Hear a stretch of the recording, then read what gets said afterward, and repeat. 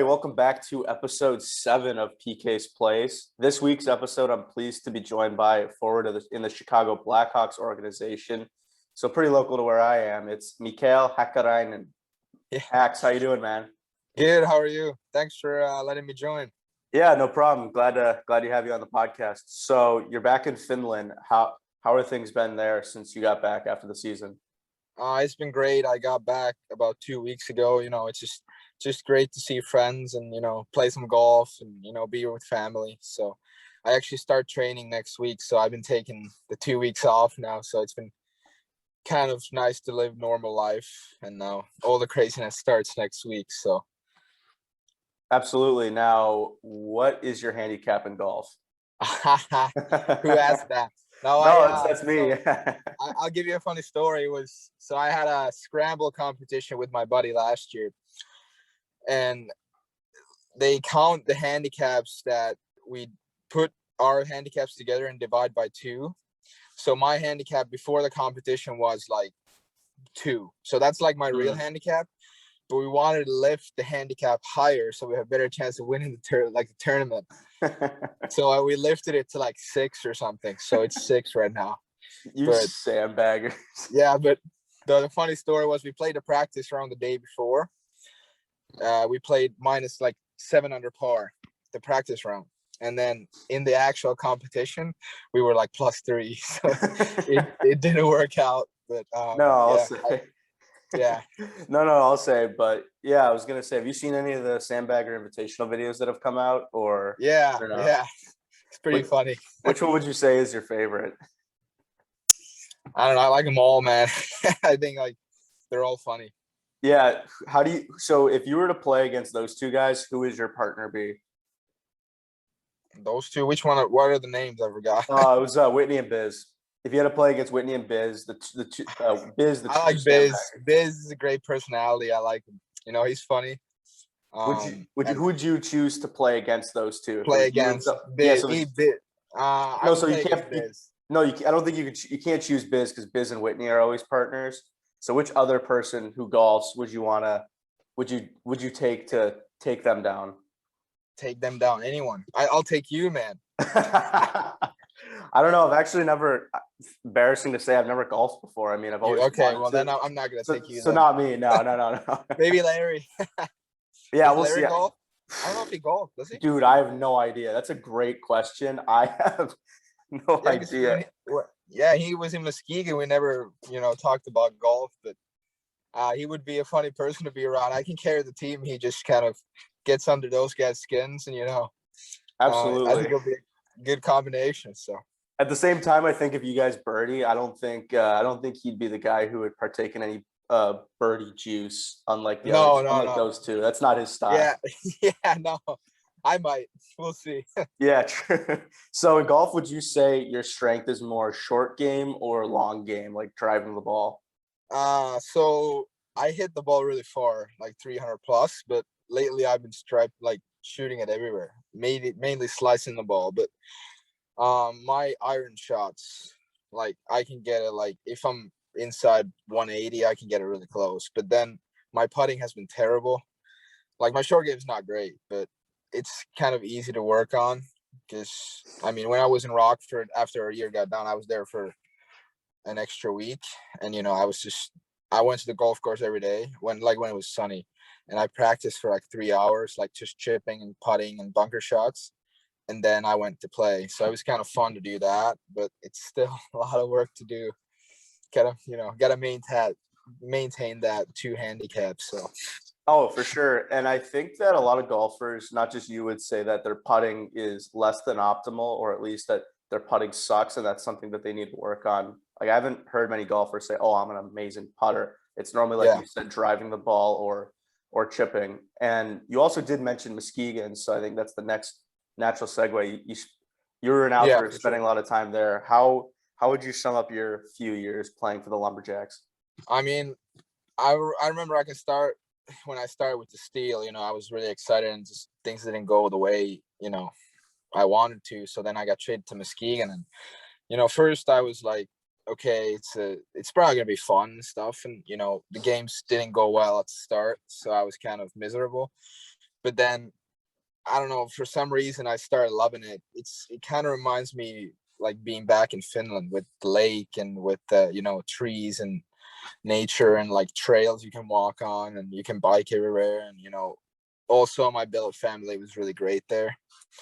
So that kind of, I mean, if you don't have a great billet family, I feel like it's tough because you spend a lot of time with them, you know, get to know them and have good conversations with them. And also, I mean, having good teammates, like you said, Larry's a great friend of mine. I mean, it sucks I haven't seen him in so long because, you know, he's been here in Europe, and, you know, when I'm here, he's there. But I love Muskegon, you know, it was great. Yeah, and speaking of past podcast guest Igor II, what was your first impression of him when he got to the team? Since I know he joined midway through that year. I was actually injured at the time, so I didn't get to play with him right away. But, you know, of course, he was really skilled. And when, you know, I don't know, for some reason we didn't talk at the beginning, but then when I got back, we kind of started talking. And, you know, Bobby Lynch, us three, we played in a line, you know, together, and, you know, just kind of started getting to know each other, and it was great. And I liked playing with him because, you know, he passed me the puck, and usually me or Bobby scored. So all worked out in the end. Yeah, but, you know, playoffs, he was injured, so that kind of hurt us. But yeah, that was tough. Also, did it? I mean, I know you said in Chicago it didn't go well, but did it also kind of suck at the end of that year seeing them hoist the Clark Cup? Yeah, I mean, I knew from the start that they're gonna get close to it, and I want to be part of it, but it just didn't work out for myself. You know, if I want to go further in the sport at the time, I need to, you know, develop. And, you know, I was barely playing there, and, you know, great for them. You know, I didn't want to play against them. They were that good. So, yeah, you got to do what's best for you at the end of the day. And I think by you going to Muskegon, you did do that. Yeah, it really helped. I mean, from the start, I mean, even if the games didn't go well, I still had a lot of support from the coaches. And, you know, they pushed me to get better every day and gave me like training to do. And, you know, it was hard mentally because I had a great year in the NAHL. I mean, it's a different league, of course, but I had a great year, and, you know, I came with big hopes of, you know, having a great season and then maybe going to college after that. And then it just didn't go like I planned, so it kind of sucked. But, you know, I learned from it, and then the next year was just, you know, back to myself. So absolutely, yeah, absolutely. So another thing I wanted to ask you was Igor had he messaged me. He wanted me to ask you about your steps. my stuff. Yeah. You want to hear them? You sure? You Yeah. got time? Yeah. No, we got as much time as you need. All right. I got time now. I have to really think about this because it's a full day process. It's crazy. I mean, I don't do it anymore because I don't need to. I kind of just, you know, I think when I played there, I kind of thought too much about like, how am I going to play? I worry too much. And now I just go and play. But, you know, I started in morning skate. I usually get there, like, this is game day. I get there probably 8, have a coffee. This is a lot of coffee during the day. I had a coffee, you know, do my stretching and stuff. Nothing like crazy in the morning skate. But then I went on the ice. I was first on the ice. And then we did the morning skate and stuff. And, you know, every time we had a shootout at the end, every time I scored a couple in a row, it's crazy. I knew I'm going to have like a great game. You know, I know I'm going to score like a couple goals and stuff. But every time I didn't score in the shootout, not a good game. It's crazy. And then after everyone got off, I was in the power play in the right flank. So I took wristers from there, always top right corner. Love and it. Then, yeah, and then me and my our assistant coach, Nelly, we played a game that you have to, from the other side, like behind the goal line, you have to score 3 times to the other net. And the loser picks up that net and takes it to the other side. So we had, first was just a regular shot, however you want to do it. And then it was saucer. It has to go over the far blue. Oh, and then it was backhand. So that, yeah. So that was, and then usually, I mean, Nelly was pretty good at it, so I lost most of the time. And then I just got off the ice and did, stretching and ice bath. And then we had this, I don't know if Larry, I know Igor Larionov, he did this with me. Me, Ian, and Dooley, that's our athletic trainer and equipment manager. We did like this. We have this song called Thief by UK, or how do you say Yeah, it? it's a good song. Yeah.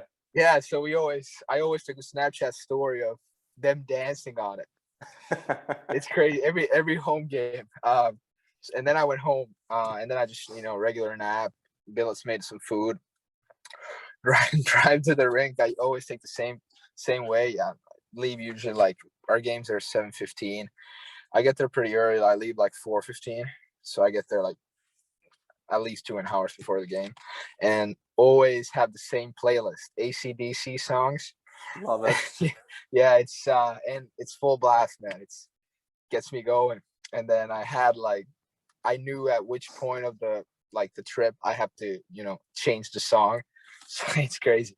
So now we're not even at the rink yet, and this is kind of sounds a lot, doesn't it? Yeah. And then so I get to the rink, have a coffee. No, sorry, I have a coffee at home after my nap, when I eat. Then I have another coffee at the rink right when I get there. And then this is crazy because I don't remember all of it. But then Ian is the athletic trainer. He always had my like I took some vitamins, Medialyte, and some gummies and like Tums and stuff I just used to take. He always had those.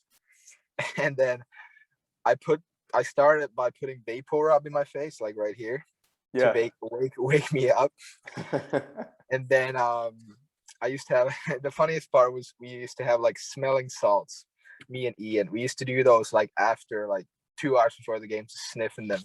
I don't know, for some reason we just started doing that. And then he did stretching with me, and then he did like Theragun. And then I don't know if there was something else, but that was basically it. And then just some stick handling, and then my own warm up, and then team warm up, and then another coffee before going on the ice for warm ups. And then in warm ups, it started. We're doing passing in one of the circles, and then there's always this one fan that looks at me, and I always started tossing a puck to him every time, like every game. And then there's this one song the music guy plays, and I just wave at him every time he puts it on, and that was basically it. But it's a lot. But I think, I don't know, the people just, if I come back to this Muskegon, why I liked it so much, it's just the people were so great to me. I know I had all these rituals, but I mean, all the people made it so great for me. Like Ian was the trainer. He was one of my best friends there, and he was the trainer. And then all the other people working around the rink was just, I mean, I could talk to them for hours and hours because they were so nice. Yeah, I think that's one of the things that mainly you'll remember you obviously remember after your time there is the people. I mean, the place obviously too, but especially the people. And who knew getting cracked out before the game with all that coffee would help. Yeah.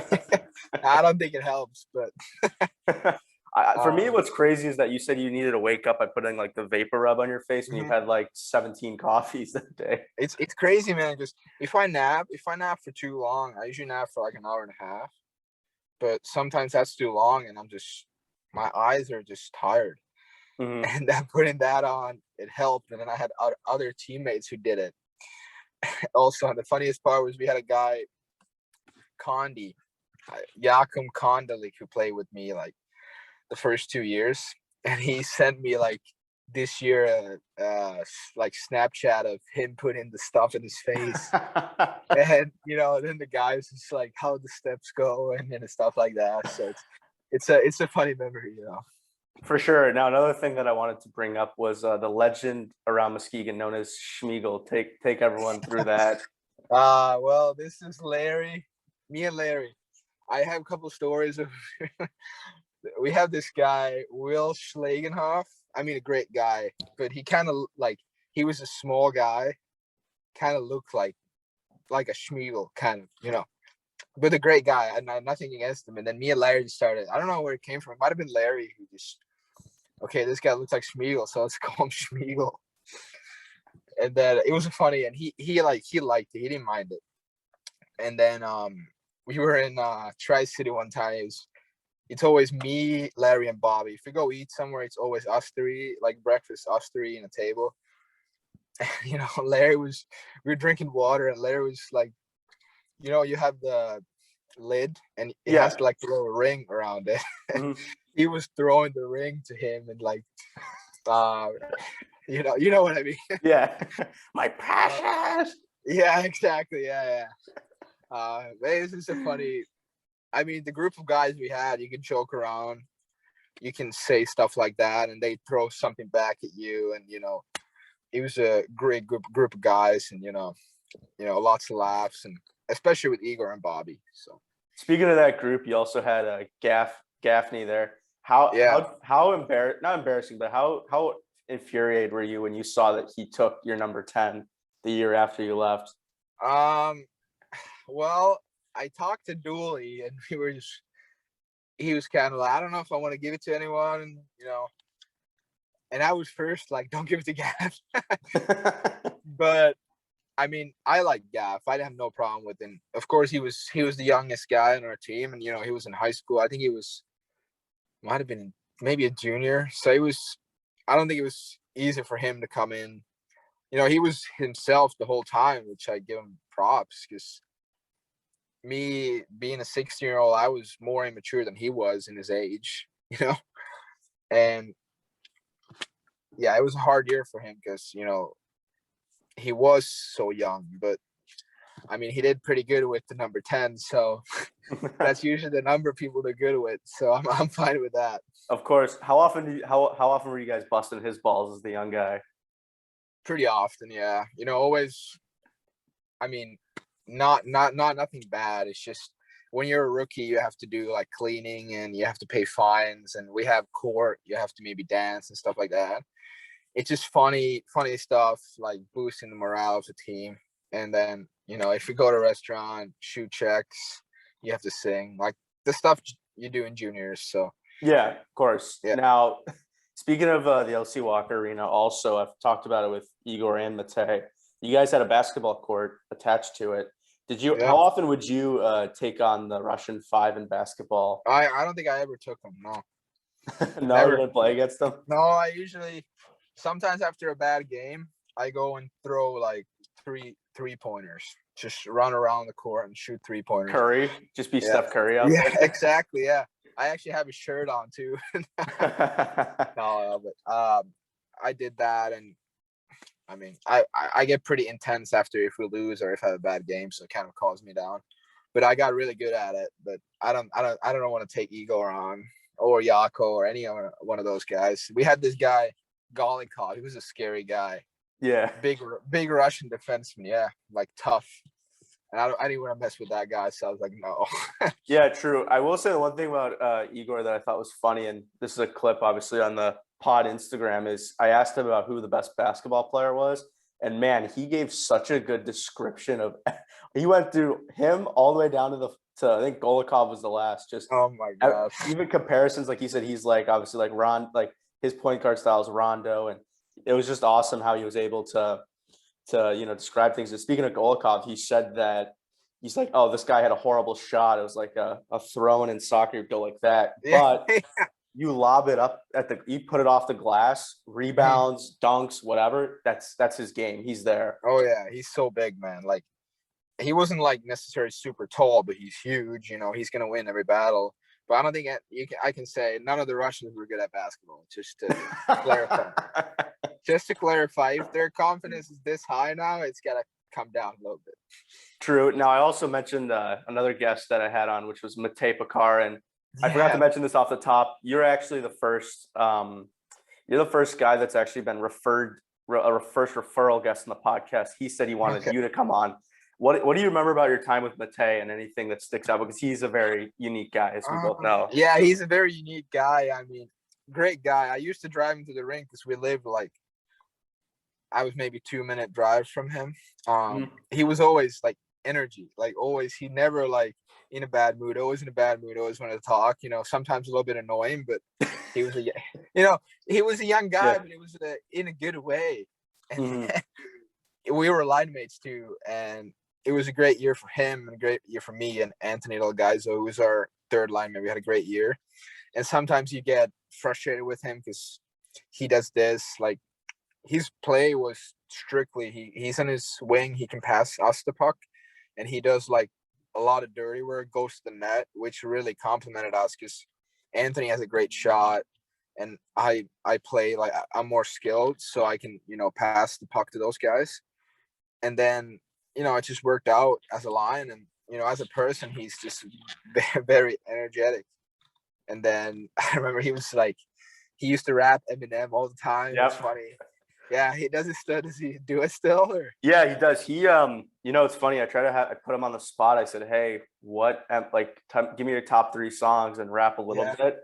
And obviously he gave "Lose Yourself," which I think I have to get you this video. Is at Larry's party. He had a Oscar themed party. It was fun.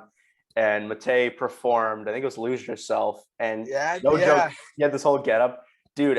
So there's the line, obviously, like his palms are sweaty, knees weak, arms are heavy. There's vomit on his sweater. I don't know why, man. I don't know if he did this when you were with him, but he would say there is a vomit on his sweater already. No, I swear to God. He even did it on our episode I had on with him on the pod. He said there is a vomit on my sweater already. No, he used to always rap. It was pretty funny, and always Eminem. He didn't listen. I think he listened to like 5 different songs, and that was on autoplay. But and then he's a great artist. He used to like write stuff. Like you could tell him to write something on a paper, like freestyle. It. Yeah, it looked really nice. I don't know where he learned that, but that was great. And I saw the videos of him singing in the party. It was pretty cool. Yeah, it was fun for sure. And I tried to get him to freestyle rap here in the moment. He couldn't do it. The pressure the pressure he succumbed to the pressure. He just couldn't do it. Oh, that's terrible. Couldn't hang with the big dog. Yeah, couldn't handle it. No, he couldn't. So another story that since this was texted to me, I just can imagine how funny it is. I want you to tell a story about when you woke up Brock Bremer in the hotel room by hitting the wall with the Theragun. What? Waking up Brock Bremer? Who told you this? This is Larry. Larry. Yeah, I gotta remember because I think we might have been roommates with him. I can't remember that.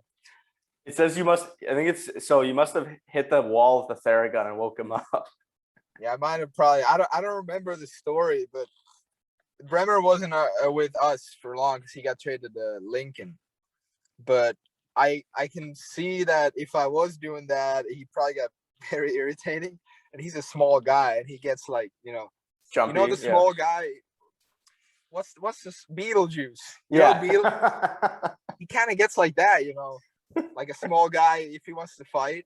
And I think he used to fight in practice a couple times. So I probably, if I remember correctly, I'd probably doing my Theragun on like my legs and stuff. Mm-hmm. And then he was probably banging on the door or something on the wall. And I was like, come on, Bremer. And I was doing on the wall, and he got so mad, probably came in our room and almost started fighting with us. So it was pretty funny, but fuck. Oh yeah. Is it is it true that that also like on road trips, the team would stop somewhere and eat, but then you and Larry would go somewhere else and eat? Because I know he would tell me that he would ask them, hey, what are you guys eating? So where would some spots be that you guys would go that were alternatives to where the team would go? Texas Roadhouse is one. We used to go there with me and Larry and Bobby, just us 3. Talk about it. We could talk about anything, man. It was just a great group with like our chemistry was great on and off the ice. And then what's the other? Texas Road is one steakhouse. What other ones? Outback. Yeah, Outback was one. Outback for sure.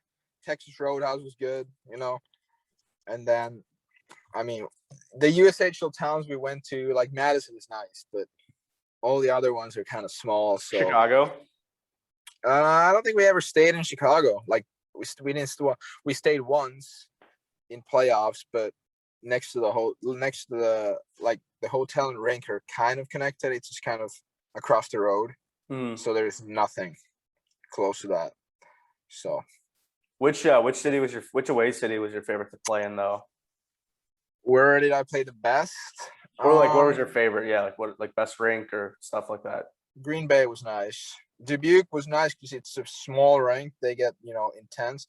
I wish I played in Sioux Falls. I never got to play there. That rink's nice. Oh yeah, and they get fans. It's probably really intense there, but I never got to play there. But let me think. USA wasn't great. Not many fans. Youngstown. One time, my first goal I got in Youngstown, and it was a kids' night, so it was packed. It's a big rink. It's like 6,000-7,000 fans, or like kids, but it was so loud, and it's probably one of my favorite games I played. So Awesome. So you mentioned Team USA. So you had the chance to play against that 01 group with Jack Hughes and Zegras and all those guys. You played against them U17 and U18 years, and then you also played against the 18s that had Wallstrom and Farabee. What was it like playing against those highly talented players, especially being another Michigan team?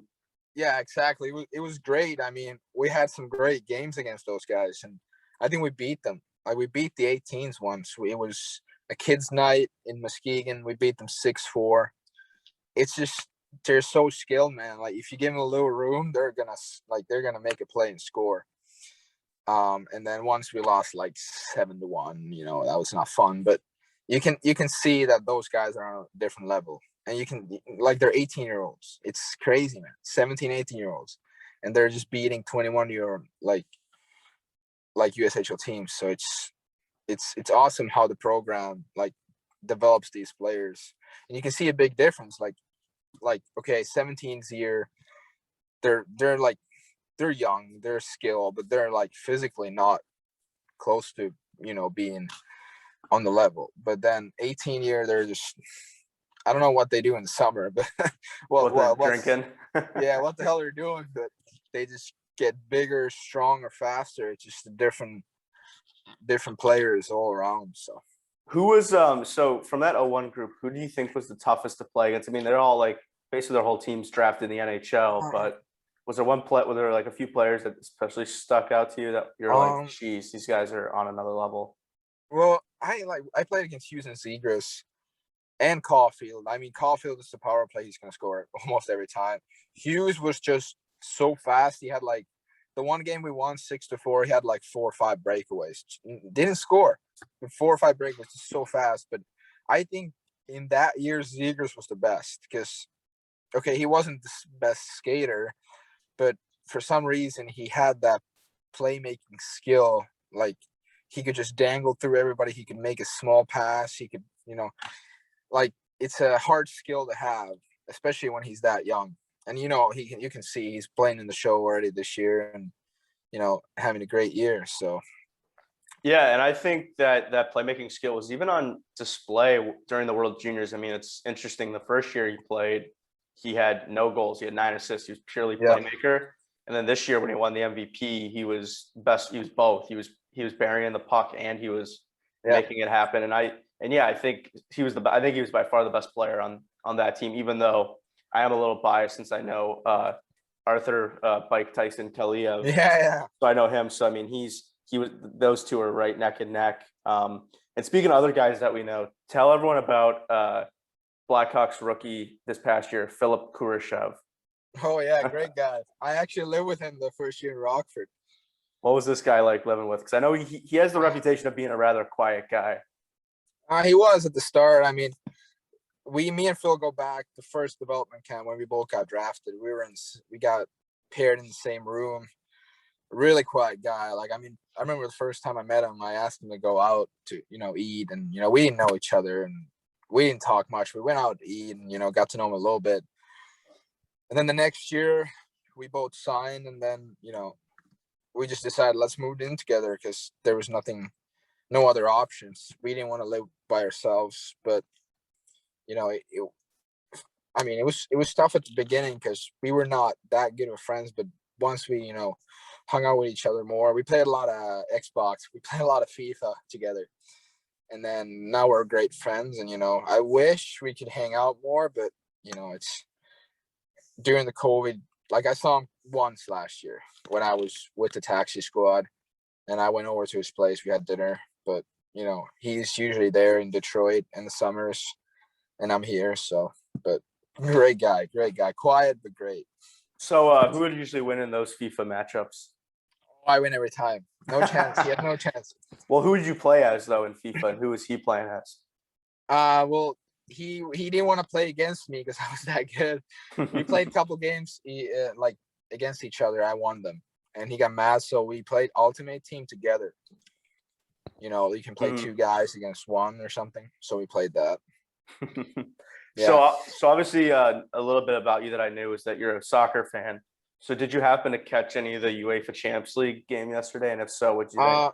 Yeah, I looked at the game, and I got to tell you, I've been to 2 Champions League finals. No way. Which ones? Yeah, I'm a Barcelona. Tell these stories. Yeah, I'll tell you. I'm a Barcelona fan, so I was lucky when Barcelona had Neymar and Suarez. I don't know why they traded Suarez. Stupid. Neymar's not there anymore either. No, PSG. But 2015 in Berlin with my dad.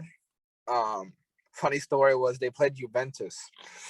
I'm a Barcelona fan. I have my Barcelona shirt, Barcelona hat on, and my dad, our tickets, like, you couldn't book tickets like based on where you can sit. So we had a section, and it was a Juventus fan section. So my dad is stubborn. He's like, yeah, we have to go there. Our seats are there. I was like, no, I don't think you want to go there. Like, we're going to get kicked out, and, you know, they're going to fight us. So he just goes there, and I had my Barcelona shirt on, and they're like, what the fuck are you guys doing here? Like, you're going to get killed if you don't leave, you know, because those Juventus, like, Italian fans are crazy. So then we got escorted out by the security, and they gave us seats with the Barcelona section. But it was just great. I got the last goal on video when they won 3-1. And then, you know, great experience. That was my first final. And then second one was 2017 in Cardiff, Juventus again against Real Madrid. And the moment of that game was we were in the Juventus section. So, I mean, I like Barcelona, so I can't cheer for Real Madrid. And it was 1-0 Madrid. Ronaldo scored right away, and then Mandzukic had the bicycle goal. Oh, that's right. Yeah. 44 minutes, and that, like, the crowd. I still remember the crowd went crazy. It's just, I've never seen that before. That was a great moment, but then they end up losing, so it happens. But yeah, I mean, that's crazy. Honestly, like, especially being in that Juventus crowd, people want to kill you. Like, soccer fans don't mess around, especially in Europe. Exactly. Yeah, but about yesterday's game, I actually have my buddy was a Chelsea fan, so we watched with him, and good for him. They won. He started crying after it, everything.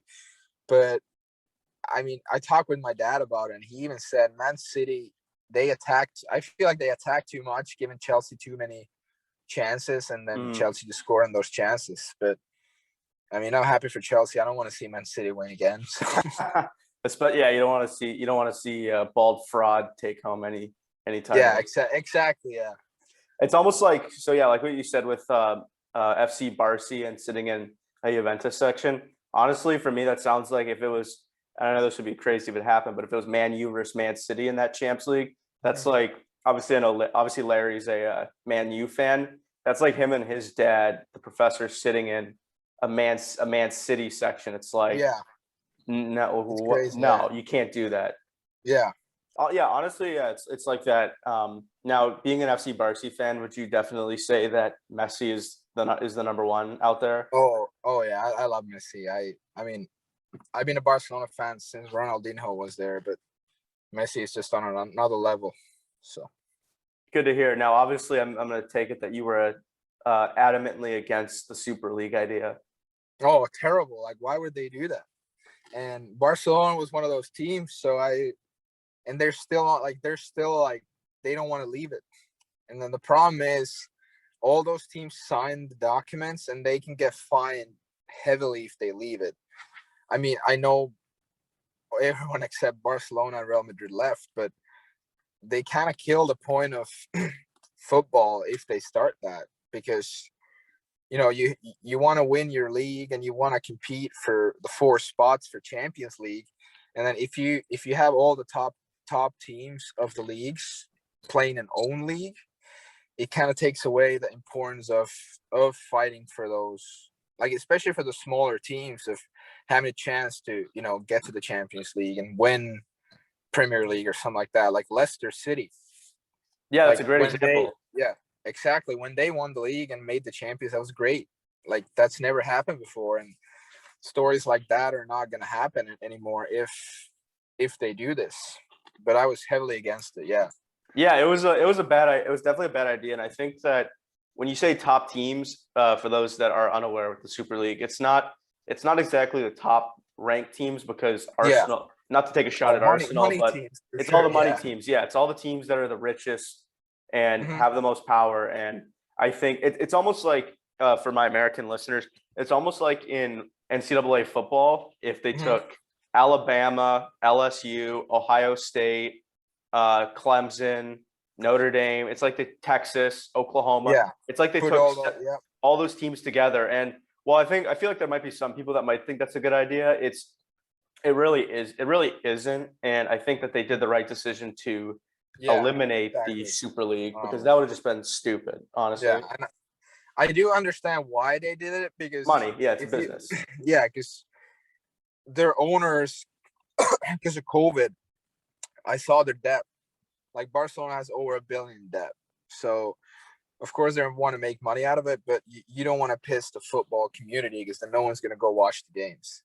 Yeah, that's the one thing I think that's very interesting about Europe, and that I respect about the European fans, is that if they're upset, if they're pissed off about something, man, I'll tell you what, like, Oh yeah. they do not, they will boycott. They will not show up to the game, where Yep. I feel like Exactly. here in North America they still kind of would, but yeah, like they have their voice heard through the dollar amount, where then they get the idea that, Yeah. hey, maybe it's not a good idea that we go through Yeah. I with mean, this. it's their passion. Like I watched a document of Sunderland FC, and like those people go to work just so they can pay their season ticket and go watch the games on weekends. It's incredible. That's how deep the love is for those fans. Yeah. Have you I know, so who would you say your team in the EPL is, if you have a team? I would say Liverpool probably. Liverpool? Okay, so yeah, Yeah. you and Bike are the Yeah. Liverpool guys. Yeah. Yeah. But what's interesting, I don't know if you've paid too much attention to it, but one thing I think that's funny is Arsenal. They have Arsenal Fan TV, and Mhm. I don't know if you've watched any videos, but those guys are hilarious together.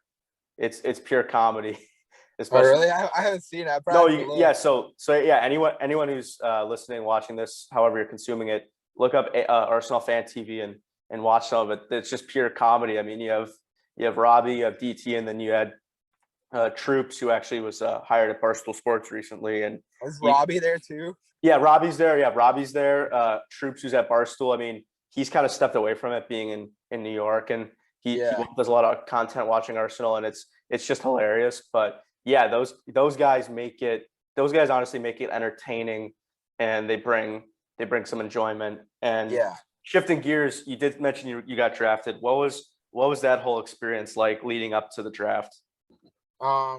It was, I mean, I was going to college, so I was talking to a bunch of teams, they were calling and, interviewing and stuff like that. And I mean, they said they know I'm going to get drafted, but when the draft day was, I was driving to my cottage or summer house here in Finland, and they said like by 5th round, I should get drafted already. So it was already the 3rd round went by, 4th round went by. And then after the 4th round, I get to the summer house. I'm still not drafted. And I was like, okay, this is going to happen, because you never know. I mean, they can say Mhm. whatever they want and you might not get drafted. So then 5th round comes. And for some reason, I had a feeling when Chicago, the funny part was I could choose. I had like 2 pre-draft camps. You could go show the teams what kind of you're made of. Mhm. So I had Buffalo and Chicago. I chose Buffalo. So I told Chicago I'm not coming. And then for some reason it was the 5th round. And for some reason I had a feeling when Chicago traded to pick from Montreal that this could be it. And then name popped up and, family goes crazy. And, it's just one of those things you kind of dream of. But I mean, they say it's going to happen, but it's still unbelievable because not many people, get drafted and not many people get to experience the pro level. So it was kind of a, moment that okay, I've been doing a lot of work and it's starting to pay off, but I still have a long way to go. Yeah, it is very gratifying to see that name pop up. And I think the one Yeah, thing that a lot of people need to keep in mind, it's great that you get drafted, but that's just the beginning. That's where the real yeah, work yeah, begins. exactly. So you also obviously went to a few development camps. What was it like, I think, at the 2019 camp to compete against such a high end player like Kirby Doc, who had just got drafted? Yeah, it was great. I mean, you can see he's a special player getting drafted third overall. It's just like Seagrass, just the skill of making plays and probably not the fastest skater around, but the skill of passing, the skill of seeing the place, and it's just a special player. I think he scored like 3 goals and had a couple assists in the game The they size played. doesn't help either. The size doesn't hurt either. Yeah, exactly. Yeah, he's huge. So, just a great player. And we had other great play. Like Phil was there. We had like Boquist, Hagel was there. I mean, bunch of guys who plays with the Hawks were there. So Yeah, it was a great. so speaking of getting drafted by the Blackhawks, and this is also me speaking from someone who lives in the area, what was your first impression of the city, and what are some of your favorite parts of whenever you're in Chicago? So I knew Chicago before since I lived in Muskegon the first couple of years, and I lived in Geneva or Batavia when I played with the Steels. So I knew the Yep. city, and I loved the city. Just the lake and everything. It's just great. The parks and people are kind of friendly, like True. yeah, it's not that like I went to New York once and people are not friendly there. So That's the East Coast thing, yeah. yeah. But my favorite spot, like Hancock Center, is great. You have the lounge up there, 96th Mhm. floor. That's where I like to go with my buddies, and the beaches, and then there's a couple of golf courses around. I never got to play, but a couple of really high end ones. But maybe if I come back next year, get to play those. We'll see. For sure. Now, what about restaurants? I know you said you and Phil would go out during training camp, and obviously, for anyone that's unaware with NHL training camps, you do get a per diem, which Yeah. obviously, if you don't know what if you don't know Latin, it means per day. So you get a certain amount of money per day at camp. Where would you and Phil normally go out to eat in the city? We went to this called New Sushi place. We both love sushi, so we went there. And then I've been to Geno's. Is it Geno's? Geno's East, right? Gino's East Pizza place. Pizza. Yeah, yeah. The huge pizzas. I've been Deep there with dish. with my friend Bart and Nick. Nick played with Muskegon with me. Mhm. And then I mean, Michael Jordan Steakhouse. It's just you have to. We went there once, but it's just really expensive. So don't want to spend all the per diem on that. But No. New Sushi was pretty popular with me and Phil. Nice. Have now another thing I think that's interesting that's open that I think wouldn't be bad to check out. They opened a Nobu in Chicago. Oh, really? Yeah. So for those that are unfamiliar with Nobu, also Nobu is a high-end sushi place, and it's famous. They famously have one in Malibu in Okay. California. So they opened one in Chicago, and then I guess another restaurant or two places I would recommend would be Gibson's Steakhouse. Is a very nice steakhouse. And then you said you went to Gino's East. I would say the best deep dish in the city is Lou Malnati's. I would say Illuminati's. Lou Malnati's is very good. So, and then obviously Giordano's is obviously famous too. So you can't go wrong Yeah, with either one of Giordano's. those. Yes, yes. You can't go wrong with either one of those. But yeah. So also, you also being in the Blackhawks organization, the one thing that they do, I think, better than most is fan engagement. And the example I'm bringing up is that you went to the Blackhawks convention Yeah, in yeah, 2019. So that was obviously pre-COVID, the good old days. yeah. Exactly. What do you remember from the convention? Well, it was 3 days long, and every player has like their own schedule. And I was, I was a young guy. Nobody knows who I am. But the funny part was, or the part I remember, we had the red carpet walk. You have thousands of fans, or probably not hundreds of fans, we'll say. And there's this red carpet, like probably like maybe 100 feet, fans on both sides. You walk through and give high fives. That was kind of memorable.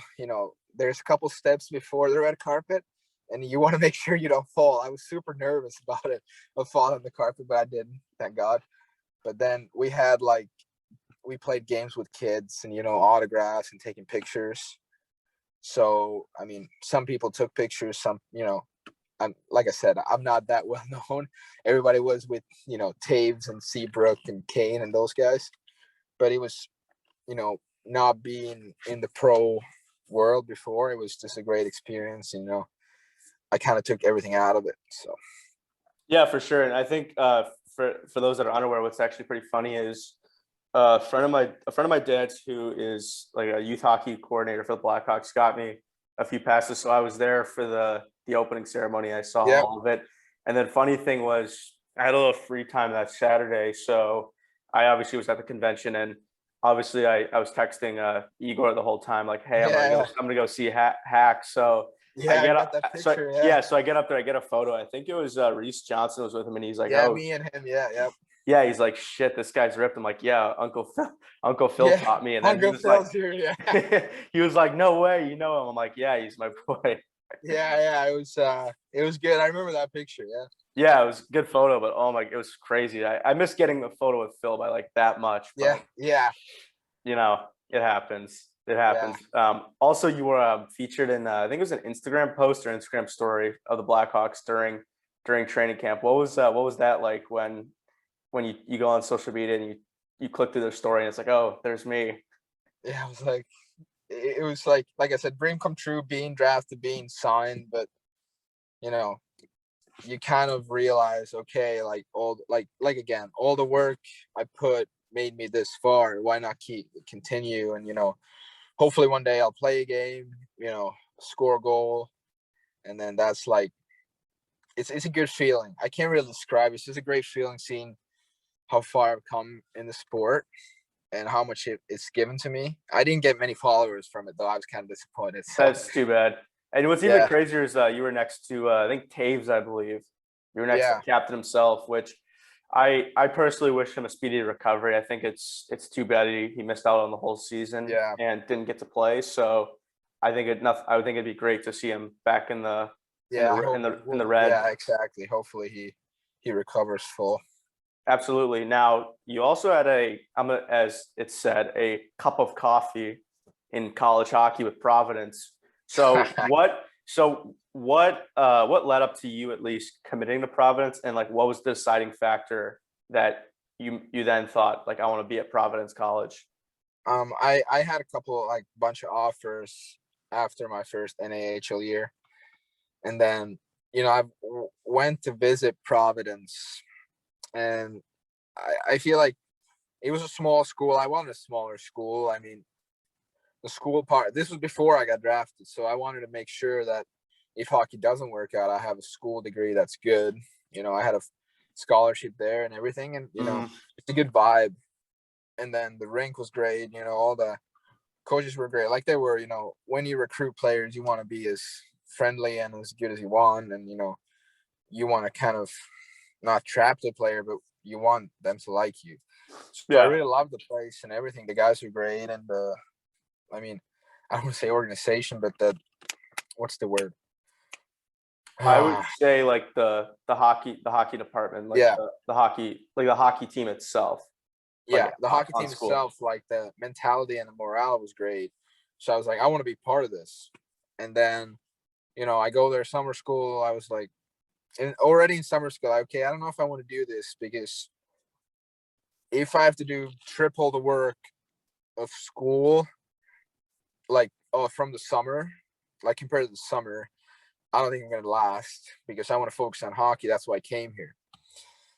And then I told my parents I can't do this, and they're like, yeah, just go try. And I went to try, and then I didn't get as much hockey out of it as I wanted to at the end. So I decided to leave and go back to Muskegon actually for my last year. And that's where I met Larry, and, it was a great year too. Yeah. So it worked out good. And, the last 2 years in Rockford has been kind of tough with injuries, and, sometimes life goes that way, and you just have to, it's hard to have a positive mentality and attitude all the time when you put so much work in, and like it's paid off this point, but now you want it to pay off like the ultimate prize is going to the NHL and staying there. And having not played many games in the last 2 years just sucks. But it's how it goes, you know. There's always a next year, and I feel like you have to prove to yourself you can do this. Can you hear me? Yeah, I can. Of course. Yeah, it's yeah, you have to stay not only consistent, but you have to keep that mindset that no matter what life throws in you, that you're gonna stay even keeled and that you're gonna stay at it. And Yeah. I think that not just proving to yourself, but obviously proving to the staff that you can do it. And I will say the other thing about college sports is that they really, I think, and this is D1 and D3, that they really hammer in, is that you're not just an athlete, you're also a student. So I think that's something that some players, especially if they're high end, especially D1, that they forget, is that they're also a student. They're not just it's not just like playing in the OHL or playing pro. Yep. You don't have much freedom in college, so. No, you but you really don't. It does teach you discipline. That's the good thing. I mean, it does teach you to go in class in time and being in practice even if you're tired. So I mean, that's a good part I maybe didn't realize about it. But I mean, I'm not regretting my pads. So, no, for sure. I think you made the right call. Yeah. So also, what I've come to learn is that you're also a very big fan of Sweet Green, the restaurant. Oh yeah. What started that love of it? I was, before going to Providence, I had to stay in Boston for 4 weeks doing like a online, or not online, like a summer school thing, like an English class or something. My dad was there, and we always figured, like, we didn't know what to get for lunch. I had like an hour break, like from 1 to 2 or something. And then there's this restaurant like packed with people, like 50 people in line. I was like, okay, let's just try this. We have time to wait. And it was Sweet Green. And then I started with chicken pesto parm, and I loved it. And I was like, okay, we're gonna come here every day now. And then I got drafted to Chicago. I was there, and I was like, shit, they have a Sweet Green here too. And I was like, okay, I'm gonna come here. And then not last year, but the year before, every time I was in Chicago, automatic 2 bowls, one for here, one to go. And I changed it. Harvest Bowl. Oh my God, so good. It's the best, man. Awesome. Yeah, no, I definitely have to try it. And I guess it's funny. So it also segues into our game that we're going to play. I only have 1 round, but it's still fine. Everyone can play along at home. So we're going to play Mary F Kill. So it's going to be Sweet Green, Chipotle, and then Be Good, the restaurant. Okay. So which one are you choosing to marry? Oh, Sweet Green every time. So Sweet Green and Mary, which one are you gonna get? Which one are you gonna basically F? Are you gonna be in bed for like one night? Chipotle or Be Good? I don't know what Be Good is, so I have to go with Chipotle. All right, that's fair. I would say, so I haven't had Sweet Green, so I might have to kill it because I haven't had it yet. That's exactly. Fair. Yeah. So I would say Chipotle, Mary, and then Be Good to just be in bed with that one night. I think Be Good tastes good. It's healthy food, and obviously Chipotle is very classic for sure. Yeah. So another question I did have, kind of wrapping up, is I did say I appreciate you coming on the podcast. Yeah, of course. Yeah. Who would you like to see me interview at some point? Bobby Lynch. Have you done him before? No? I haven't done Bobby. No. Yeah, Bobby Lynch for sure. All right. Yeah. I know Bobby, so I can definitely. He has some good stories, so for sure, because like you know him, so why not? Yeah, perfect. He obviously spent this past year in the Winnipeg Jets system, so yeah, he should have some stories playing in Winnipeg, obviously. Yeah. And what's interesting also is obviously he gets to play at the NHL rink. Yeah, that's awesome. Games. We played a couple games there last year. It's great. How was the ice there? It was okay. I mean, usually like our rink in Rockford, the ice is not great. But I was pretty surprised because bigger rinks, it gets super hot in there and the ice just gets pretty crappy. But Winnipeg was really great. Maybe because it was minus 50 degrees or something in there when we were there. Probably, yeah. Yeah. Yeah, Winnipeg's a little, it gets pretty chilly. Yeah. Come winter time for sure. So what other plans would you say you have for the summer other than just training? I play a lot of golf. I hang out with friends. with family, and then we might go on a golfing trip overseas. We haven't planned it yet, so it's just a different summer because, you know, at least compared to last year, because last year we were just waiting and waiting and waiting when the season starts. Now we know. I think hopefully, like, they haven't announced anything that it's going to start this and this day, but hopefully starts on time. And this is a big summer for me because, I mean, I can't do anything about injuries, but I can make sure that I'm ready for next training camp. That's all I can do. So yeah, and I think something for anyone listening, that's at least advice I would give, is you should only worry about the things you directly control. So I think that's exactly what you're doing, is you're controlling what is in your control, and you're just doing what you can to put in the work. So I think that's the right mindset to have. Yeah. And then, stuff like that happens, and it's part of life, and you just move on. Exactly. Is it true? Now I gotta ask, is it true that if you speak English while you're in Finland, especially like Helsinki, that they almost treat you like a god, or at least that they're like they treat you very well if you speak English? That's what I've heard. I could go for American here. Like, I would say people think I could be an American. Because no way. My accent is not like the Finnish accent is crazy, man. I can't even do the Finnish accent anymore. I mean, yeah, I don't know if you've heard another Finnish person talk. I don't think I have. No, it's not that pretty. So yeah, what else would you say is your favorite thing about being back in Finland? I don't know. It's just the nature, and the seas here, and it's been beautiful weather, and it's just the vibe I get here. I love to be home. Yeah, no, it's good. I mean, I've never been to Finland. It's somewhere I've always wanted to travel to. I think it'd be Helsinki is great. I mean, one nice city to be at. Yeah. What other places in Europe would you say you travel to? I want to go to London. I've never been there. That's an interesting place. London would be cool. Yeah, and then I would go to Paris. Paris is kind of hectic. It's big. Never been there before. And then Barcelona is, if you want to go somewhere warm, Barcelona, Malaga, or however you say it in English.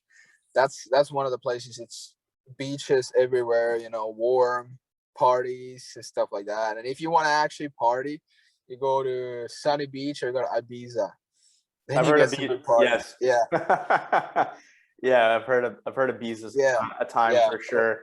Now, I've never been there, but when you would be in London, would you definitely want to check out a soccer game? Oh, I've never been there, but I want to. That's one of the goals. Well, which London team would you want to see? Because obviously you have Emirates Stadium, you have Chelsea, Arsenal.